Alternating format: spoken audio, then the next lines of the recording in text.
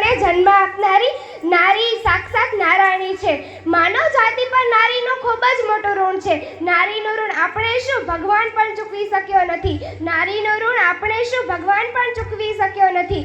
આપણા ભારત દેશના ઇતિહાસમાં એક વખત નજર ફેરવતા જે સતી સીતા માતા કે જેમના પતિ પર જ્યારે 14 વર્ષનું દુઃખ પડ્યું તો તેમને 14 વર્ષનો વનવાસ મળ્યું હતું, ત્યારે સતી સીતા માતા પોતે રાજમહેલ છોડી અને 14 વર્ષ વનવાસ પોતાના પતિ સાથે ચાલ્યા ગયા હતા. રામ ભગવાન ને સીતા માતા જ્યારે વનવાસ ગયા હતા તેમની સાથે લક્ષ્મણ ગયા હતા અને લક્ષ્મણની પત્નીએ 14 વર્ષ રાજમહેલમાં પોતાના પતિ વગરનું જીવન પસાર કર્યું હતું. આપણા ભારત દેશની સૌથી બહાદુર સ્ત્રી એટલે કે રાણી લક્ષ્મીબાઈ કે જ્યારે અંગ્રેજો સામે લડવા ગયા ત્યારે તેમણે 2 હાથમાં તલવાર ધારણ કરી, એ ઘોડાની લગામ મોઢામાં નાખી, પુત્રને ભેટમાં બાંધીને અંગ્રેજો સામે લડવા ગયા હતા. આ રાણી લક્ષ્મીબાઈ આપણા ભારત દેશનું નારી રત્ન છે. એવી જ હાડી રાણી કે જે હાડી રાણીએ જ્યારે પોતાના પતિ યુદ્ધ લડવા જતા હતા ત્યારે તેમણે પોતાનું માથું કાપીને પોતાના પતિને યુદ્ધમાં આપી દીધું હતું. એમ એક નહીં અનેક ભારત દેશની સ્ત્રીઓ છે કે જેનો ખૂબ જ હજી પણ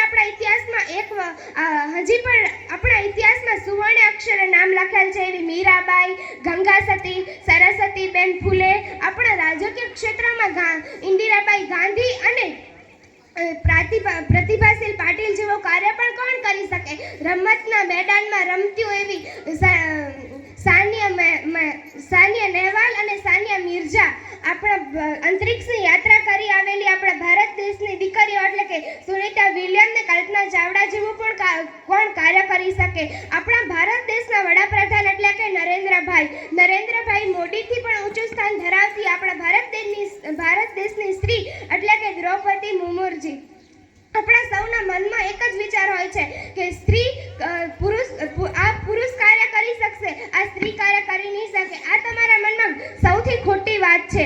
સ્ત્રી એટલે કે સાસરિયાનું સન્માન, પિયરનું માન, પતિના અરમાન, બાળકોનું ધ્યાન, ઘરનું કામ આ સ્ત્રીનું કામ છે? ના, ખોટી વાત છે. દીકરીનું કામ ખાલી ઘરનું કામ નથી. દીકરીને ભણાવો, ગણાવો, તેમને નોકરી કરવાનું પણ કામ આપો.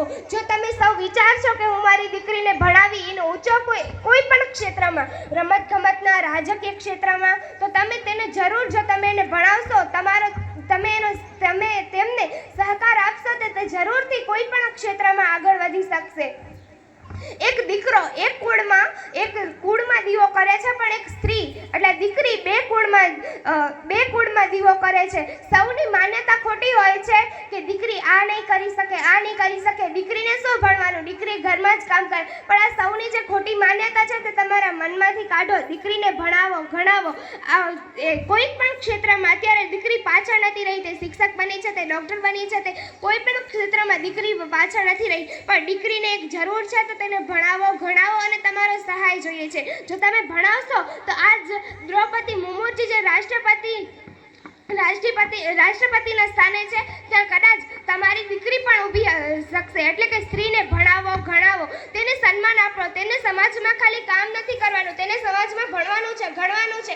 રાણી લક્ષ્મીબાઈની જેમ રાણી લક્ષ્મીબાઈ જ્યારે નાના હતા ત્યારે જ તેઓ ઘોડા સવારી અને તીરબાજી શીખી ગયા હતા. તેમ જ તમારી દીકરીને બહાદુર પર ભણાવો, ગણાવો, તેને આગળ વધારો. તો એક નારી આખી દુનિયા પર ભારી. જય હિન્દ, જય ભારત, અસ્તુ.